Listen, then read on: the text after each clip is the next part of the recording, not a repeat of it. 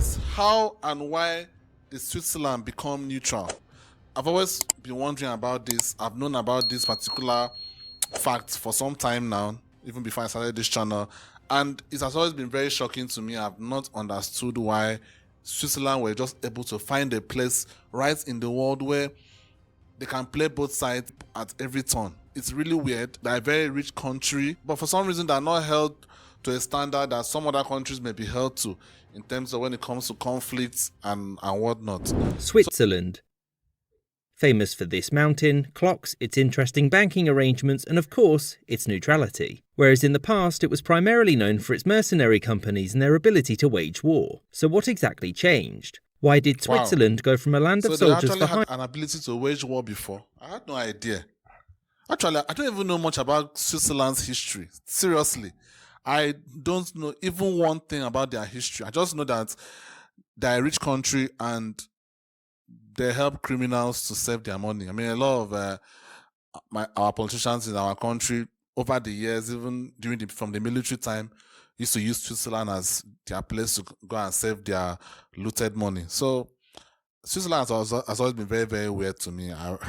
Let's see whether I can learn more. To one of non-involvement. And why did the countries around it, which, to understate things, really like to fight their neighbours, allow this to happen? So exactly when Switzerland became neutral is debated. In the 16th century, it wasn't a formal nation but a loose confederation of smaller states which were part of the Holy Roman Empire. There was a scuffle in Italy over whether or not Francis I of France was in fact the ruler of Milan. And since the Swiss had a claim to it themselves, it was time to fight. The Swiss lost, and as a result they pledged themselves to a perpetual peace with respect to France. But you know who isn't France? Savoy, and when France marched into northern Italy 20 years later, the Swiss helped themselves to this land. After this, Switzerland largely stayed out of wars, barring the supply of mercenaries during the 30 Years' War. Keeping this peace wasn't out of any desire to maintain their neutrality, but for two reasons. The first was that the states around them were much larger and getting invaded by them sucked. The second was the Protestant Reformation, which meant instead of worrying about events in Italy, France or the Holy Roman Empire, they now had to worry about their neighbours who suddenly believed different things. This internal conflict managed to keep the Swiss occupied until 1798 when its neighbours, with shiny new political ideas, invaded. The Swiss Confederacy fell apart quickly and it was replaced with the brand new Helvetic Republic, which was stripped of this territory. Napoleon soon changed his mind and reformed the Confederacy, well, most of it as a French puppet state. But after he was ousted, the victors all had different plans for Switzerland. The French plan for Switzerland wasn't heard since they had just lost the war, and so be quiet. The Prussians wanted Switzerland to be forced into joining the German Confederation, and the Austrians wanted it to become an Austrian puppet state and buffer against the French. In order to avoid any conflict, the Russians mediated, and everyone agreed that the Swiss Confederation would be forever neutral and wouldn't send troops abroad. Except for the Pope, that is, he could have some. Everyone accepted this until the late 19th century when it became a haven for socialist, Bonapartist, nationalist and liberal dissidents from the Great Powers. As such, the surrounding Great Powers all demanded that the Swiss keep tabs on these people, which they begrudgingly agreed to and now could actually do since the recent civil war there had made it into a much more centralised federal state. So given that the European powers felt free to threaten Switzerland whenever it suited them, how did it stay neutral and not get itself Belgiumed? Well, the first real threat to Swiss neutrality was the First World War. The danger didn't come from Germany, they had other neutral nations to cross, but from France. As the war raged on, the French wanted to flank the German army in the south and so came up with the brilliant idea of going through Switzerland. Hearing of this, the Swiss mobilised more of their army and placed it on the French border, and this greater resistance combined with the likely backlash from Britain meant that Switzerland was spared. And after the war, its long-standing neutrality was also part of the reason why it was chosen to be the headquarters of the League of Nations. And World War II was the last time that Switzerland's neutrality was threatened. German leadership had wanted to expand under the pretext of German unity, but they never invaded the country for several reasons. First of all, a neutral Switzerland made for a useful diplomatic trade hub, since German and Allied diplomats could unofficially make contact. Germany could also sell gold that it had acquired to Switzerland for Swiss francs, which it could use to purchase goods from third parties. The second reason, the most important one, was that the costs far outweighed the benefits. Switzerland was a mountainous land with little in the way of natural resources, populated by a fiercely independent people who were mostly armed to the teeth. And given that Germany had... It's funny. And up to today, from what I heard, Switzerland, you have a right to own arms. It's almost like the US, but for some reason, people that their owning of arms hasn't really turned into crime and all those kind of things like how it happens in the US. So this country is really weird. the bigger plans or much more pressing issues, the opportune moment to invade never presented itself. And after this, Switzerland was able to maintain its neutrality with no further threats of war, which is why Geneva was made host to a major UN office in 1946, an organisation which the Swiss refused to join until 2002. Wow. I hope you enjoyed this episode. That is crazy. So these guys refused to join the UN until 2002. Wow, that is mad. And the venue, the headquarters was in their country, and they refused to join till 2002. These guys are rough, man. Wow, what a country. What a country. If there is any Switzerland person watching this video, guys, let me know. Tell me this is your country. I hope to visit it one day. I know immigration into Switzerland isn't really easy. I'm only going to visit. I'm not planning to stay there.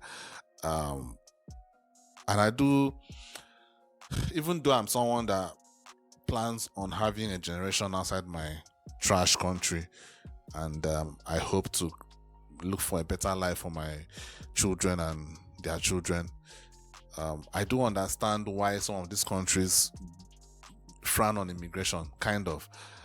Especially illegal one. I mean, maybe legal is fine, but I do, like, in terms of legal, if someone frowns on legal immigration, I could look at them some kind of way, because if someone is coming legally, hopefully they are coming to contribute to your economy, so that shouldn't be a problem, right?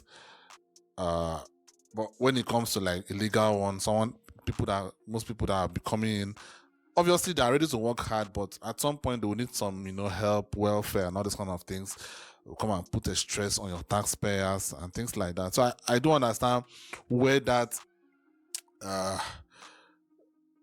feeling from the indigenous people may come from, like, oh, these people are just going to come to, ruin our country or something like that. I do understand it.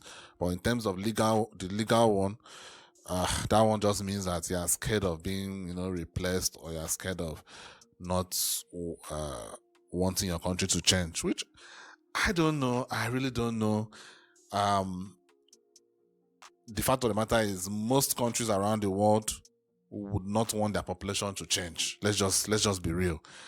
So we can't have that double standard of these other countries in third world countries. Or, I mean, can you imagine my country, for example? You think if the demographics of this country changes, that people are going to be happy about that? We even have issues with tribes here, where a particular tribe comes in to a particular place that is not dominated by them in terms of tribe, and they come in, excel, do things very well, and all that kind of thing. And the indigenous people get jealous, start hating them. I see it happens in my country. So I can't look at that. I can't see things like that and come and be like, looking at these Europeans or these white people in the US, like, oh, you terrible person, you racist, xenophobe. Like, I can't do all that. I can't do all that, because I look at my country, and even by tribe, we discriminate against each other. People don't even want. You could come into a particular place now, and if you are the only person out of the, you are the outsider, you would be treated as such. Absolutely, you will be treated as such, and as an outsider. That is it. Except maybe you are just so successful and people actually need you, or maybe you have something to offer. But if you are just coming there, and even at that, they could still hate you. They could still be very jealous of you. So human beings are just kind of naturally tribalistic to an extent, and I don't really fault anybody of any country, even though that makes me sound like a hypocrite, because I also plan on immigrating as well. But like you guys know on this channel, I am objective, true. I can be objective, and I can also tell you that, look, I could probably contribute to the problem. You get what I'm saying? So Switzerland is interesting. So this country, let's see how this country is going to be in the near future, whether they're going to keep being neutral.